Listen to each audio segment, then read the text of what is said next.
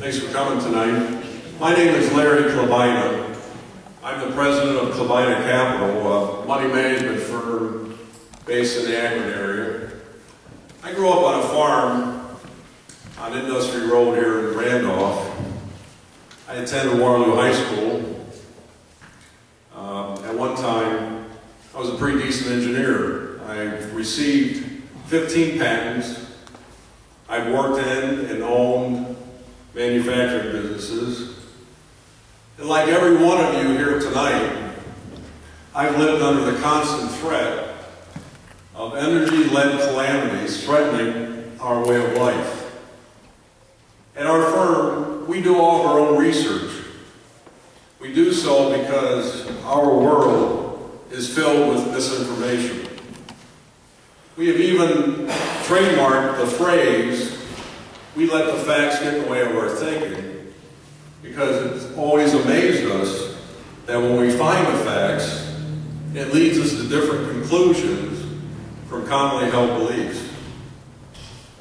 On that basis tonight, I'm going to show you how we can achieve energy independence and how every one of us is going to be part of this incredible transition. We titled this work, "The New American Century," because it's a game changer.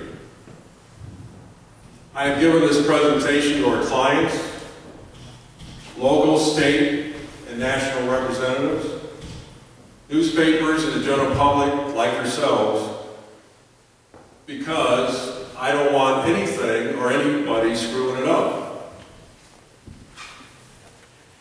I'm not affiliated or paid by any group. My only reason for showing this to you tonight is because I want to see this game changer become a reality.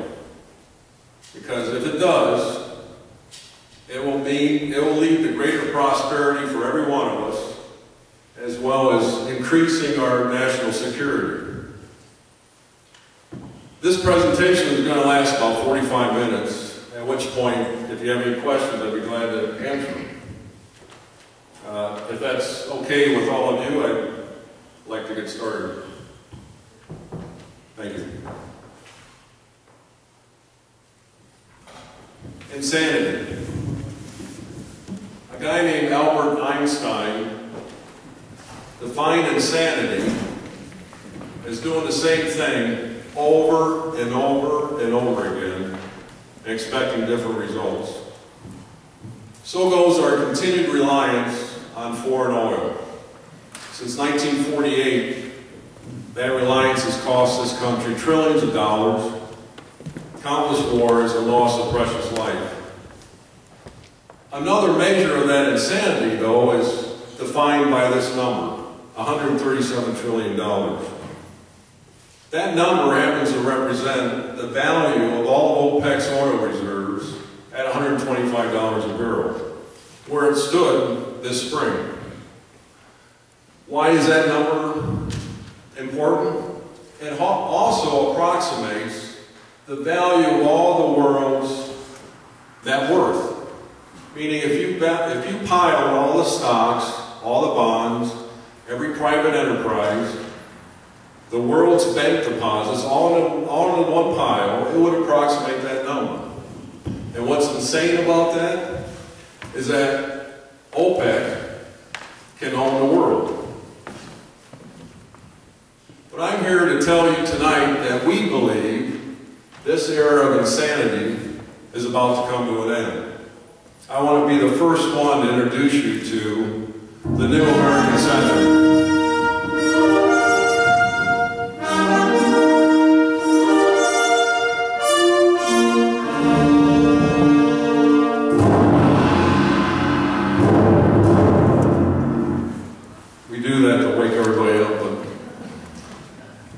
Let me start by talking about three major game changers, or certainly what most people are interested in is the first two. I'm going to show you how we can obtain energy independence in as little as 6 years, and the undoubted economic boom that will result as this takes place. Our interest started with the investments, how they're aligned as this takes place. But these two affect everybody. First, some background. This chart shows how much oil we as a country consume going back to the 60s. Right now, we're at about 19 million barrels of oil a day is what we consume. Half of that is imported currently. If you study this, you'll hear all kinds of numbers. It's 60, 70%.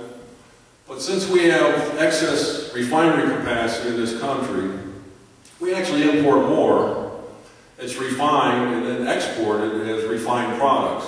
So if you net that out, the real number is about 50%. So the numbers to remember for this presentation, we're currently consuming 19 million barrels of oil a day, half of which, or roughly 9.5 million barrels, are imported. Roughly a third of those imports come from the Middle East.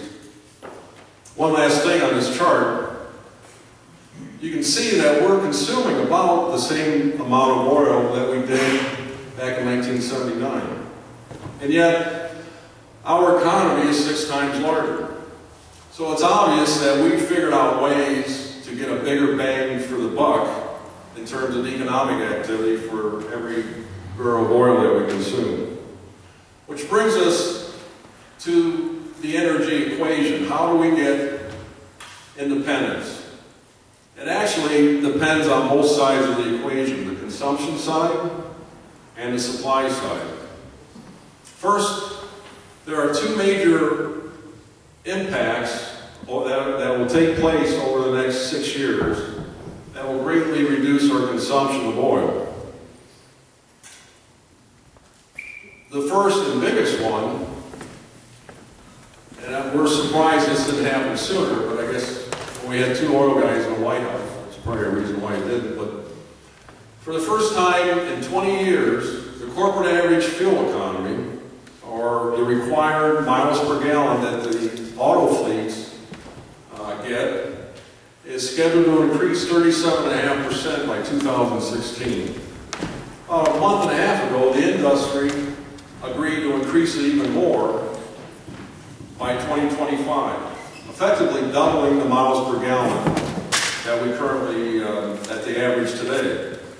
When you consider that 60% of all oil that we consume is consumed in auto and truck transportation, roughly half is in autos. This is the biggest driver or impact on reducing consumption. The other driver is, I don't know if anybody heard of a guy named Boone Pickens, but he's been pushing a plan and spending his own money trying to get it done. Of course, he has his own personal reasons for it, but it makes sense. And that is to try to move our 18-wheelers, the semis, to use natural gas instead of diesel. And there's real economic reasons to do that. If you could do it, natural gas by energy content is 1/4 the price of diesel.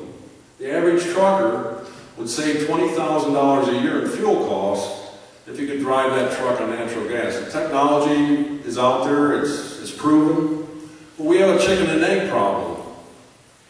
Nobody wants to buy a gas-driven truck because there's no filling stations, LNG and CNG filling stations. Nobody wants to build $1 million filling station because there's no trucks. And so Pickens' plan, what he's promoting is the federal government stepping in to break that logjam, to incentivize the construction of filling stations, also the purchase of the trucks, to the tune of about $1 billion a year for 5 years. At which point the economics would take it the rest of the way. So far in 2 years, that bill is stuck in Congress. It's called the Natural Gas Act. Our area Congress people, Representative Ryan, Representative Sutton, are both supporting that bill, but it's stymied because there's some oil interests that are opposing it.